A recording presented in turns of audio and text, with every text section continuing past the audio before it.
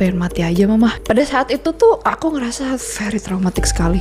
Kamu kalau nggak ibadah atau ibadahnya terlambat, nanti papa dibakar di neraka loh. Oke, this is the last time I pray. Aku akan berdoa terakhir, mana Tuhan-Tuhan yang ada di sana mana. Kalau aku bisa merasakan adanya Tuhan, oke, aku lanjut ibadah. Tapi kalau misalkan nggak ada, itu bullshit. Ada waktu dimana aku bersujud kan. Aku bersujud, terus pas aku duduk, aku ngelihat ada baju putih orang di depan aku. Tanya lebar gini. Akhirnya aku memutuskan untuk cerita ke mamaku. Cuman pas aku cerita sama mama, wah itu mama langsung pingsan. Sejak kapan kamu kayak gini? Gitu. Terus kayak, udah lama sih pak, kamu kok menyembunyikan nih ke papa sama mama gitu. Kamu tuh nyakitin papa sama mama, tau gak sih? Papa sama mama akan dibakar karena kamu. Mama bilang kayak, kamu sudah tidak berada di agama kita lagi, besok harus ada pensucian.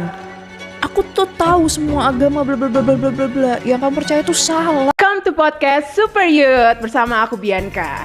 Hari ini kita sudah bersama dengan seorang anak muda yang pernah ada perjumpaan spiritual yang akhirnya mengubah hidupnya. Bagaimana kisah hidupnya? Langsung aja kita dengerin dari Kak Shinta Devi. Hai, halo semuanya. Thank you. Gimana kabarnya nih Kak Shinta? Puji Tuhan, rada hujan ya, cuman ya seru sih. Seru ya? Seru. Oke Kak, bisa ceritain nggak ke Super Youth bagaimana kisah hidup kakak sampai akhirnya perjumpaan spiritual itu kakak alami? Oke, thank you so much ya Bianca for the time sama semuanya. Jadi perkenalkan aku Shinta. Aku sekarang senang banget nih sharing tentang experience aku jadi anak muda Kristen nih di sosial media aku. Okay. Nah, mungkin dari hal yang bisa aku ceritakan lebih ke untuk anak-anak muda zaman sekarang kan Gen Z, apalagi kan ada internet, terus ada sosial media, terus kan informasi semakin besar ya. Somehow something that we already know waktu kita kecil, oh ternyata waktu gede, oh enggak gitu ya, oh ternyata ada yang lebih besar ya. Dan sekarang juga banyak Gen Z yang memutuskan untuk gak beragama. Aku punya agama tapi aku tidak percaya agama. Di lingkunganku dulu, orang yang beragama itu mostly saling benci. Kayak ketika kamu yang ibadahnya kurang bagus dikit, nanti Tuhan gak nerima doa kamu loh. Kamu kalau bajunya bolong-bolong atau bajunya kelihatan pundaknya, nanti Tuhan gak sayang loh sama kamu. So, aku ngerasa, kok kayaknya Tuhan sejahat itu ya. Aku personally sama orang tua aku diberi pendidikan agama yang lumayan effort banget, didatengin guru agama, terus diikutin les agama dan sebagainya. Cuman ya itu, ada beberapa, karena anak kecil ya banyak tanyanya, kenapa sih mah harus A, kenapa sih harus B, kenapa sih harus C. Cuman jawabannya tuh selalu defensif, kayak ya kamu nurut aja kan, because God say so kayak gitu. Tapi kan aku nggak bisa nerima jawaban seperti itu gitu, karena aku banyak belajarnya lah kayak gitu. Dan dari keluargaku juga banyak kayak pendidikan agamanya tuh based on ketakutan. Jadi misalkan Bisa contohnya ini yang sering banget sama papaku kena sih, kamu kalau nggak ibadah atau ibadahnya terlambat, nanti papa dibakar di neraka loh.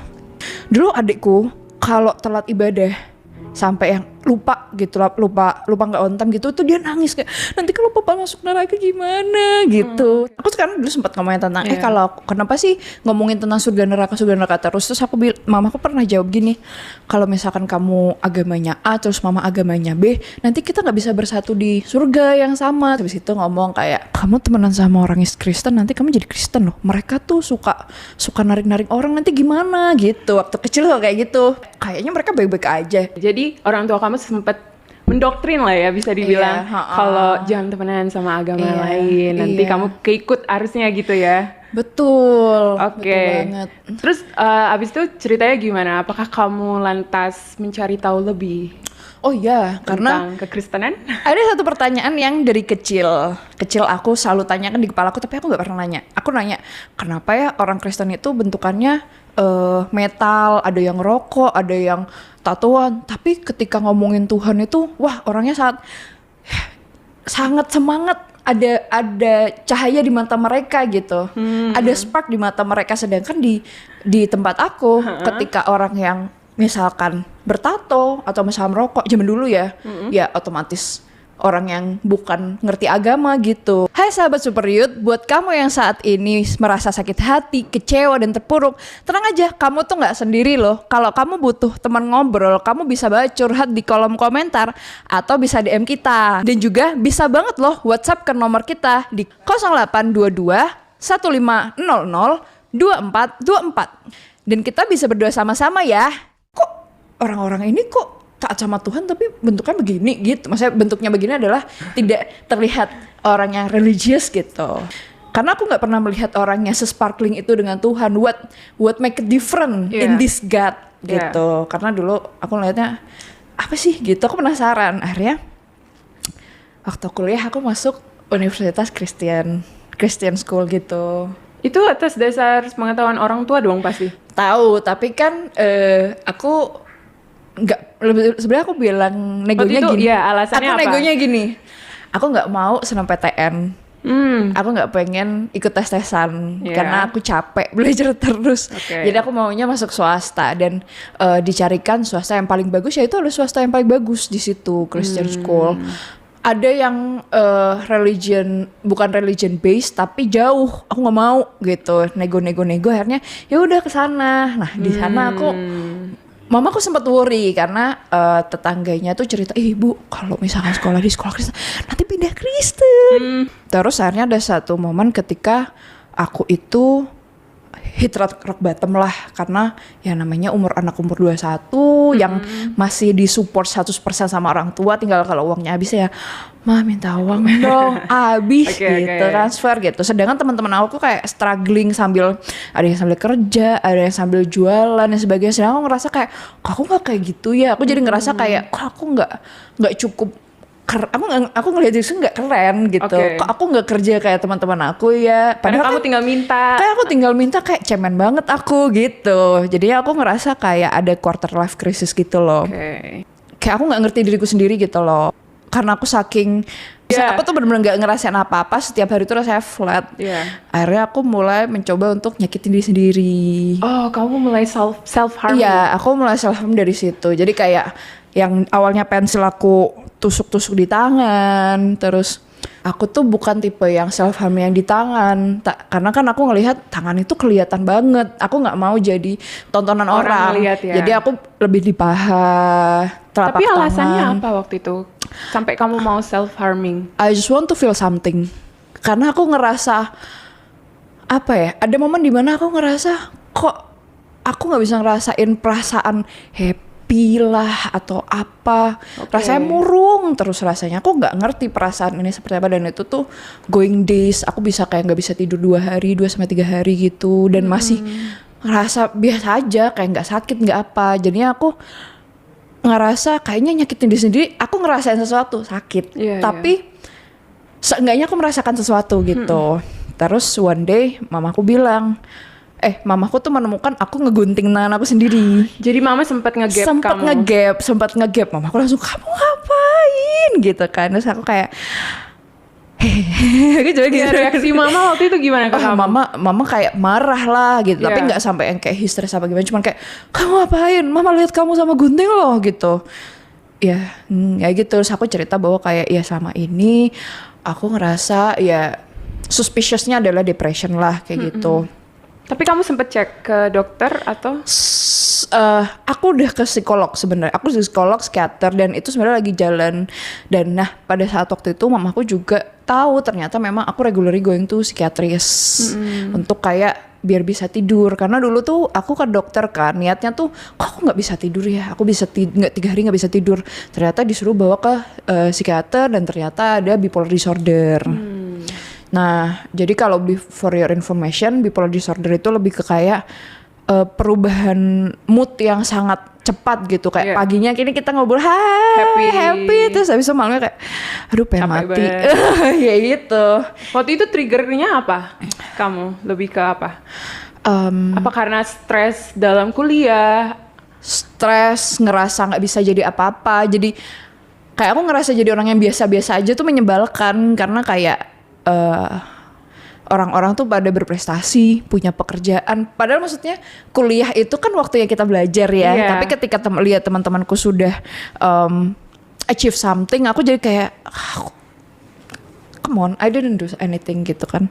Terus jadinya kayak aku ngerasa sedih, marah sama diri sendiri, tapi aku nggak tahu harus komunikasi sama siapa karena ya aku terbiasa memendam semuanya sendiri. Karena dulu sempet ada satu momen di mana aku cerita, mama kayak aku depresi deh gitu. Ada satu waktu ketika aku udah di ujung kepala banget, yang kayak bener-bener mau ngancur banget gitu. Aku tidur, tanganku tuh udah aku mau luka banget. Terus mamaku nanya, kamu pucet banget gitu soalnya.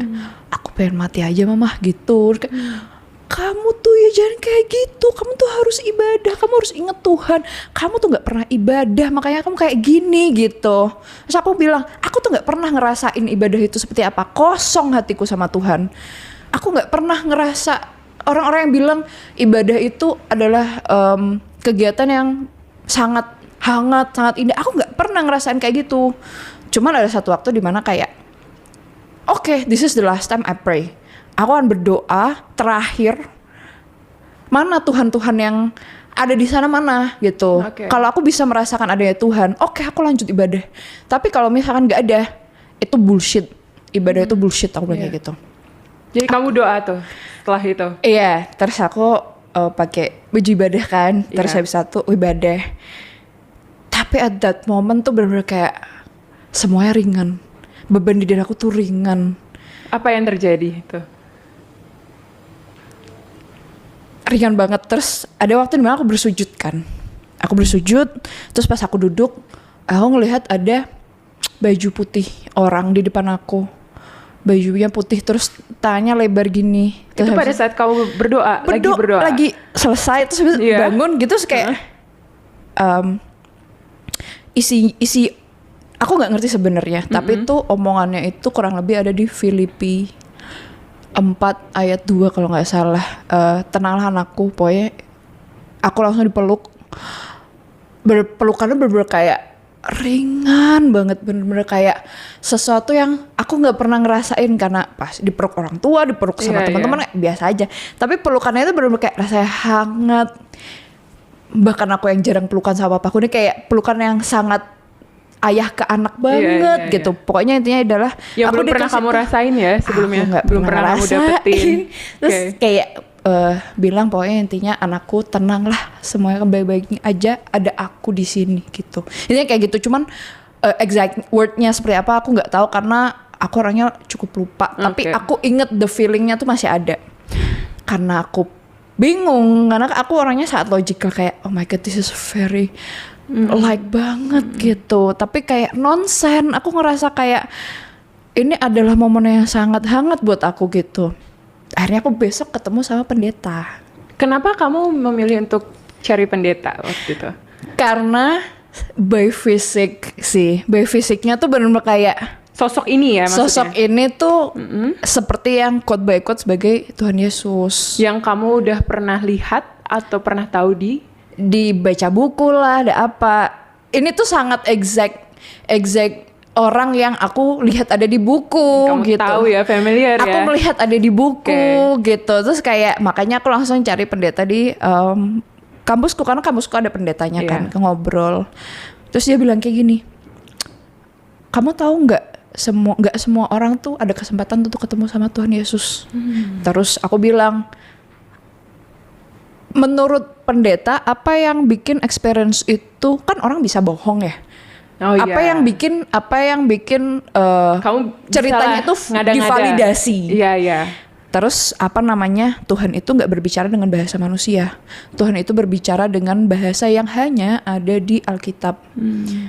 Terus coba kamu kasih tahu saya waktu itu kamu mendengar apa gitu. Aku jelasin waktu itu di Filipi 4 ayat 6 di sini dituliskan, janganlah hendaknya kamu khawatir tentang apapun juga, tetapi nyatakanlah dalam segala hal keinginanmu kepada Allah dalam doa dan permohonan dengan ucapan syukur. Damai sejahtera Allah yang melampaui segala akal dan melihara hati dan pikiranmu dalam Kristus Yesus. Amin. Nah, di situ aku jadi mikir, kenapa harus ayat itu? Terus aku mikir, ya juga ya, aku tuh selalu mempertanyakan semua hal, worry atas semua hal. Terus pendetanya bilang gini, masa kesempatan sebagus ini kamu nggak pakai untuk mencoba apa yang seharusnya kamu melakukan apa yang seharusnya kamu lakukan. Terus akhirnya jujur aku takut karena kan pasti bakal ditolak keluargaku kan. Iya. Cuman aku mencoba itu. I take a shot at that. Aku pergi Diam-diam ke ya? gereja. Iya, aku pergi ke gereja diam-diam. Aku inget beberapa gereja yang aku lihat kayak, wah gila experience-nya hangat banget ya gitu. Oke. Hangat, aku lihat orang-orangnya. Terus habis itu kayak dulu pertama tiba-tiba datang dipanggil welcome home, halo ya gitu kan. Jadi first impression kamu ketika kamu datang pertama kali ke gereja adalah disambut. Bener-bener disambut. Terus ditanya, oh, kamu dari mana ya? Datang satu keluarga. Aku ngelihat yang ibadah keluarga yang kayak suami istri, anak kecil-kecil tuh dengerin firman sambil pegangan tangan. Iya kayak gitu gitu. It's something that I didn't feel back then karena pasti dulu di agama orang tuaku ketika ada pembacaan preach seperti itu ya orang mainan HP, bengong, tidur, nggak ada orang yang login. Tapi kan kalau di gereja apakah ada orang yang spill? Banyak, ada pasti. Ada Cuman aja. aku melihat rasio orang yang mendengarkan, mencatat sambil baca Alkitabnya juga karena kan di situ kan masing-masing ada yang bawa Alkitab, ada yang di HP gitu. Orang kok itu ya. Terus aku ngelihat preachingnya juga lebih bukan kayak Tuhan, tapi kayak bagaimana kita sebagai orang Kristen itu menjalani kehidupan ini. Jadinya aku jadi menarik kayak ngedengerin TikTok, ngedengerin orang podcast, terus aku kayak relate lagi gitu. Oke. Terus akhirnya aku sempat sudah 2 tahun jalan diem kan. Oh jadi kamu berproses itu selama 2 tahun Sendiri. Jadi nggak ada temen. Nggak ada yang nemenin ke Nggak ada gereja? karena aku takut aja ada intervensi dari orang lain. Aku takut aja sih karena kan Takut dibocorin juga kah? Atau? satu takut dibocorin, kedua takutnya kayak ayo nggak apa-apa ini bagus kok atau apa. Aku pengen everything grow naturally di aku nggak pengen. Walaupun sebenarnya teman-temanku pada akhirnya ya beneran nggak nih kamu nggak kasarannya anget-anget tai ayam lagi excited terus sebentarnya dingin nanti males ditinggal. Iya. Sakit hati sedikit ditinggal Iya. gitu. Tapi ada momen seperti itu sih sometimes. Cuman akhirnya aku memutuskan untuk cerita ke mamaku karena aku sudah cukup dewasa lah, sekitar umur 20 tahun gitu. Oke. Which is umurnya dimana sudah bisa memutuskan gitu. Iya. Cuman pas aku cerita sama mama, wah itu mama langsung pingsan. Reaksi mama langsung pingsan. Dia kayak astaga anakku, langsung pingsan. Terus kayak kakakku yang lihat kayak mama gimana. Terus akhirnya aku disidang berdua sama papaku sama kakakku. Reaksi papa gimana? Wah, papaku tuh orangnya noncalan banget sih, kayak mukanya biasa aja, kayak sejak kapan kamu kayak gini gitu. Terus kayak udah lama sih pak, kamu kok menyembunyikan ini ke papa sama mama gitu. Terus aku bilang, emang papa nggak ngelihat ya aku satu-satunya anak yang sangat tidak, aku tuh menunjukkan sinyalnya dari dulu kalau aku tuh nggak suka ibadah, harus dipaksa dulu harus ibadah. Masa papa nggak ngerasa sih gitu? Masa papa nggak ngerasa anaknya pengen masuk sekolah Kristen terus willingly, padahal kan anaknya papa malas belajar. Iya. Nggak mungkin dong gitu. Udah banyak lah tanda-tandanya. Ada ya tanda-tandanya. Udahlah papa jangan denial, aku bilang kayak gitu. Terus papa kamu tuh nyakitin papa sama mama, tahu nggak sih? Papa sama mama akan dibakar karena kamu. Iya, ya udah kita kebakar sama-sama, aku bilang kayak gitu.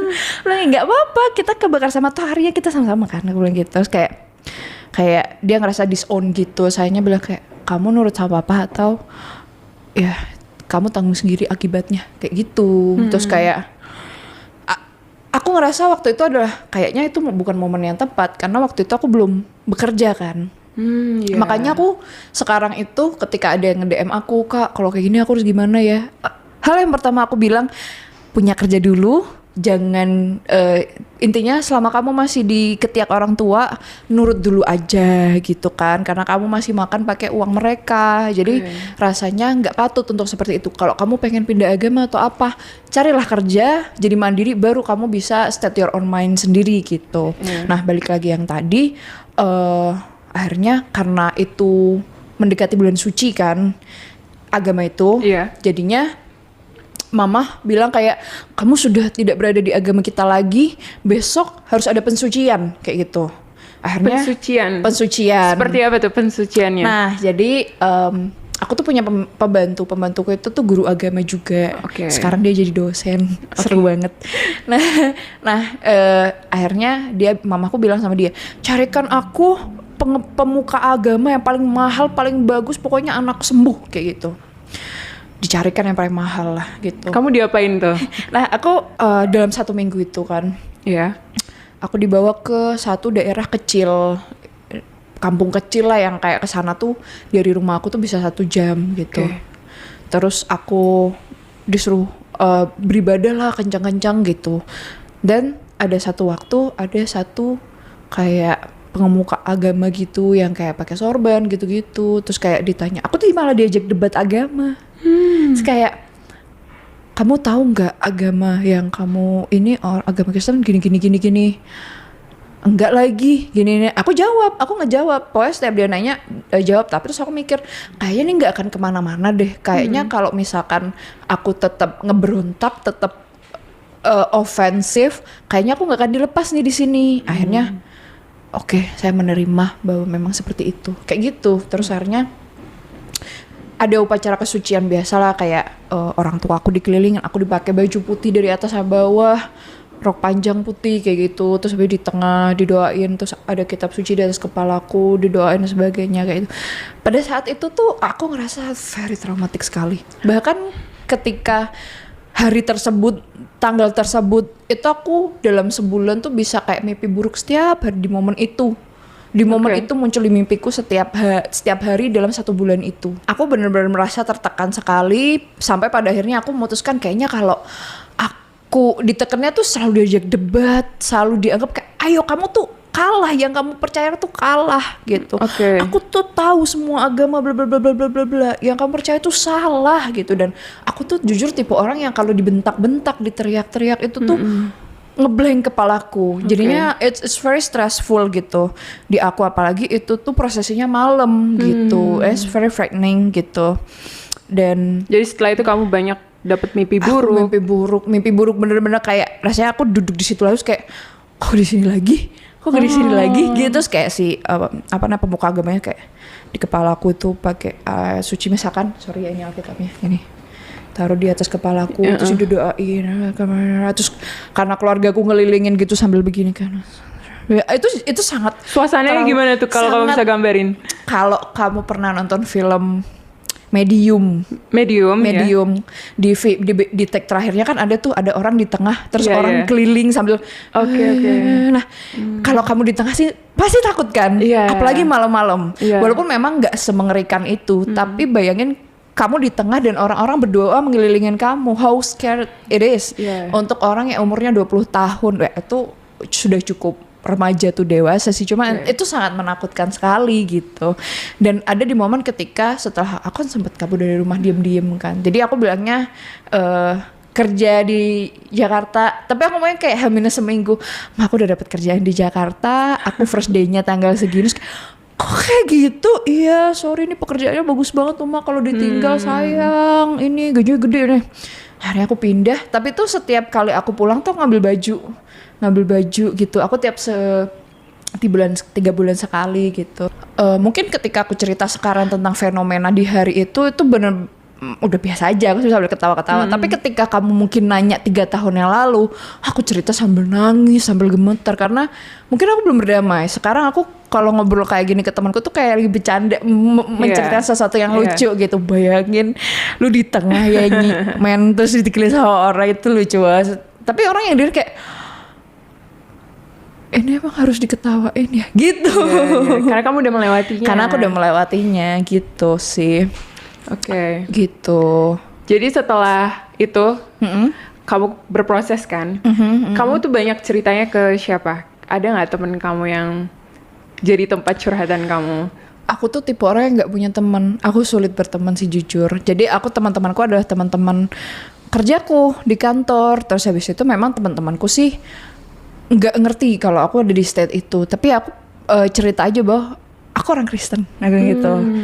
Karena kalau orang bilang, kalau aku jawab aku sih by KTP sih agamanya A, tapi aku beliefnya B, orang bingung gitu. Ya udah aku bilang Kristen. Aku orang Kristen gitu. Aku orang Kristen. Oh kamu orang Kristen. Terus kayak gereja mana? So kayak bingung gitu. Aku nggak ke gereja lagi. Terus hanya sama teman-teman aku sempat diajak ke beberapa gereja karismatik. Aku jujur pengen ke karismatik. Soalnya aku dulu akhirnya belum memutuskan untuk dibaptis.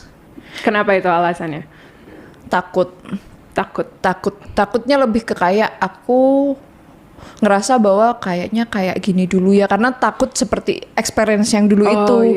Aku cerita ditarik. Dulu tuh aku di Jakarta tuh kayak walking on the eggshell, kayak jalannya tuh takut karena aku takut one time orang tua aku nyuruh aku pulang, terus aku ngurus mereka karena they believe that they have the money so I can take care of them kayak gitu. Tapi orang tua nggak ada usaha lain selain waktu itu kamu dibawa untuk didoakan itu, ada usaha-usaha lain nggak dari orang tua? Diajak beribadah all the time, most of the time ditanya, ditungguin. Even kamu jauh dari mereka? Pas di Jakarta sih nggak terlalu ya. Cuman pas di rumah itu benar-benar kayak, kamu sudah ibadah belum? Belum. Ayo ibadah. Mama temenin gitu. Jadi mamaku duduk gitu ngeliatin, kamu ibadahnya nggak beneran ibadah ya? Hah? Iya, soalnya kayaknya doanya nggak pernah secepat itu. Mama ngitungin gitu. Iya gitu. Iyalah, mama takut kamu bohong. Jadi seumur hidup jadinya tuh mama ngelihat aku tuh sebagai pembohong. Jadi setiap itu sih yang cukup menyakitkan, karena setiap aku statement sesuatu tuh mamaku kayak, kamu nggak bohongin mama kan, kayak gitu. Jadi satu event itu. Event di penyucian itu tuh bener-bener dampaknya tuh sangat-sangat ngerusak hati aku banget, bikin aku traumatik, sangat-sangat traumatik, yang bikin hidup aku jadi makin berat gitu. Nah, terus aku akhirnya tetap ke gereja sendiri, duduk aja biasa, karena aku nggak ngerasa belong as a Christian karena ya aku belum dibaptis gitu. Jadi aku bukan orang sana, bukan apa, tapi aku ngerasa nggak belong di mana-mana gitu. Jadi aku duduk bengong gitu. Terus one day aku kenalan nih sama satu cowok. Dari mana itu? Dari aplikasi pacaran. Karena aku tuh setiap hari kan kerja. Iya. Sering syuting atau apa gitu. Jadinya aku nggak punya waktu untuk kayak ke event atau apa, dan aku sangat awkward banget, jadi nggak bisa gitu. Nah, chattingan nih sama nih cowoknya Kristen, terus kayak ngobrol-ngobrol, dia cerita kalau dia tuh pelayan gereja. Terus dia tuh sempat ngajak aku, dia nanya gitu, kamu nggak mau ngelihat aku main gitar gitu. Terus habis itu nggak dulu deh, aku orangnya nggak dulu, jauh gitu kan. Terus abis itu tiba-tiba, tapi kok aku penasaran ya dia kalau main gitar gimana, karena kan kita mostly chattingan kayak sebulan itu tuh kita chattingan terus, jadi nggak langsung ketemu. Terus kita first date, dia ngebawain satu rantai sama makanannya mamahnya semua gitu. Terus mau nyoba gereja aku nggak gitu. Terus aku datang ke sana, terus sebuah gereja yang wah itu rame gitu. Itu gereja kecil tapi memang orangnya udah deket gitu loh. Ngobrol-ngobrol, ketemu sama mamanya, ketemu sama tantenya, sama orang banyak di situ. Ini pacarnya si ini ya gitu.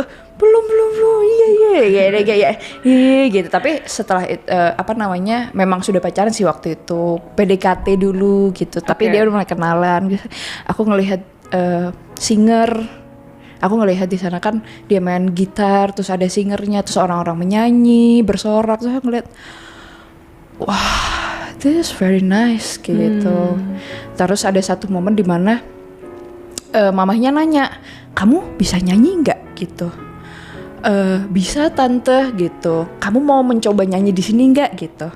Tapi aku bukan umat tante, nggak apa-apa, bantu-bantu aja karena di sini memang kan pelayannya sedikit gitu. Boleh nggak ngebantu gitu? Akhirnya aku dikasih song list.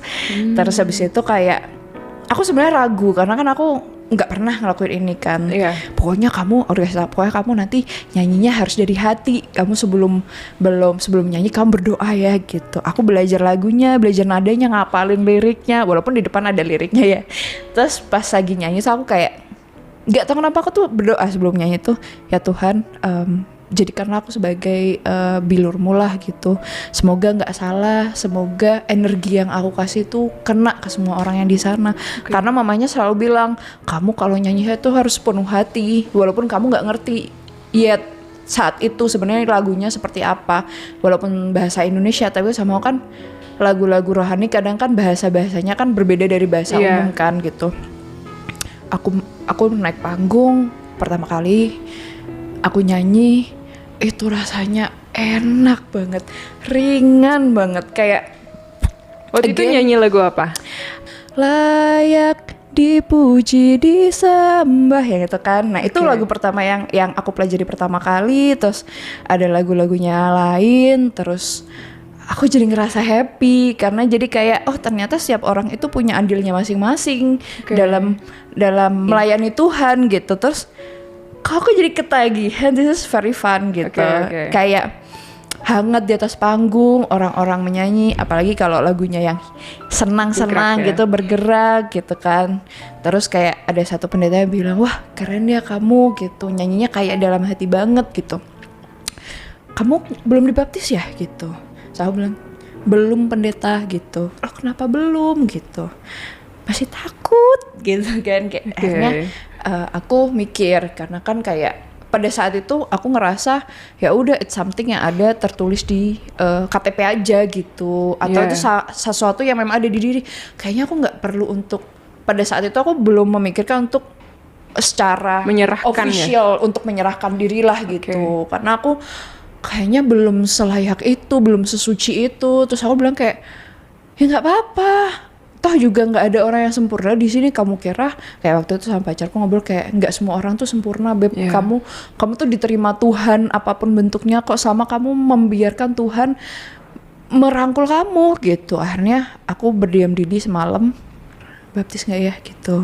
Ada satu momen di mana kayak aku pengen belajar, pengen melayani tanpa harus berpikir aku bukan orang sini gitu loh. Boleh tahu nggak waktu itu apa sih yang membebani hati kamu sampai kamu terus berpikir aku nggak layak? Aku ngerasa aku tuh bukan orang baik aja sih. Aku banyak melakukan dosa, suka jahat, suka mean lah sama orang. Kalau ngomong kadang suka galak gitu. Karena kan dari dulu aku selalu growing up sama Tuhan tuh ya harus bersih, harus suci gitu. Tuhan gak akan terima orang yang gak suci. Jadi aku semakin dewasa kayak ngerasa ya kayaknya aku gak akan pernah layak di depan Tuhan. Kayak aku terlalu kotor untuk di depan Tuhan gitu. Jadi kamu mikirnya aku harus kudus dulu, layak dulu gitu. Baru Tuhan akan menerima aku. Iya gitu. Apalagi kan kayak aku ngelihat ada orang yang sudah bisa bahasa roh dan sebagainya. Aku kira dulu semua orang bisa bahasa roh. Terus aku bilang, apa bisa seperti itu gitu kan. Kata pacarku, gak apa-apa, coba aja dulu. Tapi aku tidak memaksa. Tapi kalau misalkan kamu pengen melayani yang benar-benar kayak things that you were belong gitu kan, gak apa-apa, baptis aja dulu. Tapi itu kembali ke keputusan kamu. Akhirnya aku berdoa aja gitu. Aku tuh kalau berdoa tuh kayak orang lagi curhat gitu. Misalkan kayak gimana tuh? Aku tuh kalau regular gitu aku bisa gini, duduk gitu, berdoa tuh, Tuhan tahu nggak hari ini nyebelin banget, hari ini tuh orangnya pada nyebelin, tahu kenapa ya orang pada nyebelin gitu. Aku hari ini capek banget, tapi seru deh hari ini tuh kerjanya gini. Jadi kayak ngobrol kayak, karena aku ngerasa aku tuh hanya nggak percaya sama orang, aku percaya sama Tuhan tuh percaya. Aku yakin aku bersama sama Tuhan, tapi aku membuat dimensi Tuhan yang menurut aku Tuhan itu seperti apa. Karena menurutku Tuhan itu ada perspektif semua orang. Tuhan itu seperti apa. Jadi di mataku Tuhan itu adalah, anggapannya adalah ayahku sendiri gitu. Jadi aku ngobrol, aku curhat setiap malam, apapun itu aku cerita gitu. Tuhan aku bingung ini gimana gitu. Aku harus, apa aku dibaptis apa enggak, karena aku takut. Satu hal yang aku takutkan selain karena aku bukan orang yang cukup suci adalah aku ngerasa aku takut dikecewain sama orang di dalam agama itu. Aku nggak mau ketika aku secinta ini dengan Tuhan, dengan cara bernyanyi dan bersorak, terus ternyata orang-orangnya jahat sama aku, nanti aku jadi mengutuk Tuhan lagi gitu.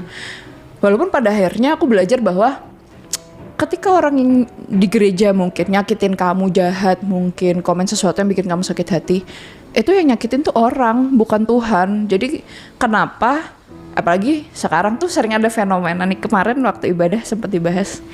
Orang itu kalau udah lagi bete atau ada hit rock bottom gitu, misalkan dipecat atau kenapa, Tuhan tuh nggak sayang sama aku, udah aku nggak mau ibadah lagi, terus nggak ke gereja lagi, setahun 2 tahun, terus nanti ketika kehidupan kembali baik, balik lagi, halo Tuhan saya kembali kayak gitu. Padahal kan sedih ya, sama Tuhan kok transaksional banget gitu. Padahal kan Tuhan tuh mencintai kita, kenapa nggak kita izinkan aja Tuhan untuk ngajak kita jalan. Nih lo jalannya nggak bagus, lo jalannya cuman bisa kok, aku yakin kamu bisa lewatin itu, bisa lewat jalan ini walaupun jalannya jelek gitu. Terus akhirnya aku memutuskan kayak oke, kayak aku baptis deh. Terus akhirnya aku ada kayak pendidikan dasar sedikit lah beberapa minggu. Terus akhirnya kamu kayaknya bisa dibaptis minggu depan. Wah itu Jadi seminggu. kamu memutuskan untuk mau dibaptis ya? Iya, karena aku sempat ngobrol sama diriku sendiri, berdoa, terus habis itu aku ngobrol sama pacarku dan ibunya. Aku ngerasanya kayak, aku kan bilang Tuhan kasih aku sinyal, sinyalkanlah saja sesuatu kalau misalnya perlu dibaptis gitu. Hanya lama-lama at some point hatiku tuh jadi bergerak, kayak baptis aja deh gitu. Terus akhirnya ya udah pada satu hari H-1 itu kan aku seminggu deg-degan banget ya. Panik kayak ini beneran gak sih gitu. Deg-degannya tuh lebih ke arah apa? Takut atau excited? Karena aku nggak pernah merasakan excited ini terhadap agama. Karena kan aku terakhir kali memang excited sama agama kayak nggak pernah, dari kecil tuh aku nggak pernah excited ini soal agama gitu. Jadi baru kali ini ya? Baru kali ini aku rasain kayak aneh banget rasanya. Ini seru, seneng gitu, deg-degan, excited gitu. Cuman kayak takut gitu, takut sedih, takut apa gitu. Tapi ingat banget H-1 itu aku ngechat papaku langsung. Aku tuh nggak pernah chattingan sama papaku, jarang banget. Biar aku chattingan sama papaku tuh soal duit. Papa SPP-nya belum dibayar, boleh tidak hari ini gitu kan. Cuman pada malam itu aku ngechat.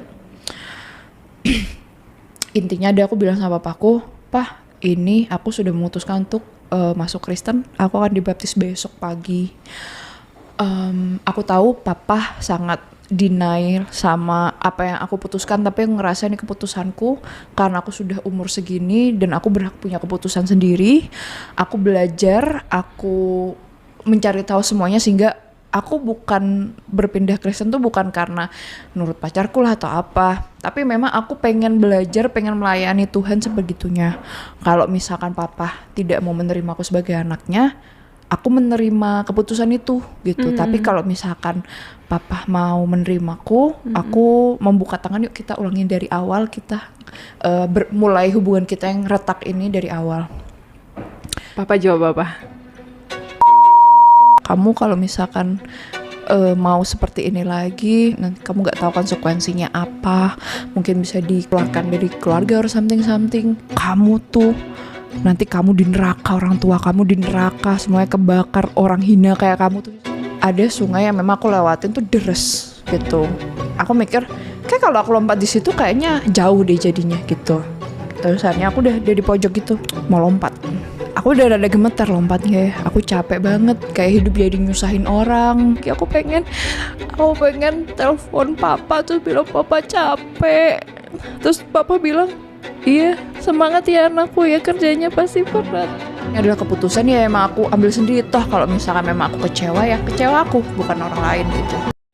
Puji nama Tuhan, saudara yang terkasih. Demikian video kesaksian yang luar biasa, menjadi berkat bagi kita semua, di mana ia menyampaikan kesaksiannya dan juga menjadi berkat bagi kita sebagai orang yang percaya kepada Kristus.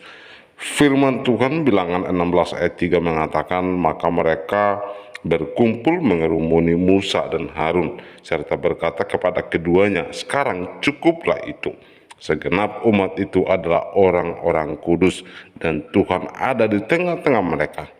Mengapa kamu meninggi-ninggikan diri di atas jemaat Tuhan? Pemberontakan adalah ketika sekumpulan orang-orang memberontak melawan kekuasaan seseorang dan mencoba untuk mengambil alih. Ini sangat berbahaya ketika roh ketidakpuasan itu muncul. Di mana-mana ada banyak hal yang mungkin kita tidak setuju. Anda hanya perlu satu orang yang memproklamirkan diri sebagai pemimpin untuk menimbulkan masalah. Walaupun banyak yang tidak memiliki keberanian, mereka akan dengan mudah bergabung dengan orang yang mulai memberontak. Untuk pemimpin suatu pemberontakan, kita harus cerdas dan tekun. Si jahat adalah ahli dalam memimpin pemberontakan. Korah, Datan, dan Abiram ingin meyakinkan bangsa Israel karena Musa dan Harun ingin memerintah atas mereka. Bagaimanapun juga Tuhan telah menunjuk Musa dan Harun. Ketika mereka berdebat dengan Musa dan Harun, mereka sedang berdebat dengan Tuhan sendiri. Motif orang-orang yang demikian adalah selalu keinginan untuk memimpin. Namun semua itu tidak penting sama sekali. Karena 1 Korintus 12 ayat 18 berkata, tetapi Allah telah memberikan kepada anggota masing-masing secara khusus suatu tempat pada tubuh seperti yang dikehendakinya. Tuhan memberikan kepada setiap orang tempatnya untuk membangun gereja di dalam iman. Memberontak melawan hamba Tuhan berarti memberontak melawan otoritas Tuhan. Hamba Tuhan yang selalu menyerahkan orang-orang seperti ini ke dalam tangan Tuhan, mulut lutut ketika ia mendengar pembicaraan pemberontakan mereka. Ia berkata kepada mereka, besok pagi Tuhan akan memberitahukan siapa kepunyaannya dan siapa yang kudus, dan ia akan memperbolehkan orang itu mendekat kepadanya. Bilangan 16 ayat 5. Sungguh mengerikan apa yang terjadi di sana. Tuhan beracara dengan ketiga pemberontak, keluarga, dan dengan 250 pemimpin lainnya. Sungguh bodoh untuk meninggikan diri kita di hadapan Tuhan. Karena ia menantang orang yang sombong, namun memberikan belas kasihannya kepada mereka yang rendah hati. Karena itu, mari kita terus belajar bagaimana kita menunjukkan iman kekristenan kita kepada banyak orang, yaitu dengan menunjukkan dengan kasih sayang dan pengampunan. Dan juga kita harus rendah hati agar firman Tuhan dapat menjadi berkat bagi banyak orang. Semoga kesaksian ini mendorong, menguatkan iman kepercayaan kita dalam Kristus Yesus, dan hidup kita semakin dikuatkan dan diteguhkan di dalam mengenal akan Kristus Yesus. Tuhan Yesus memberkati kita semua. Sampai jumpa di video berikutnya.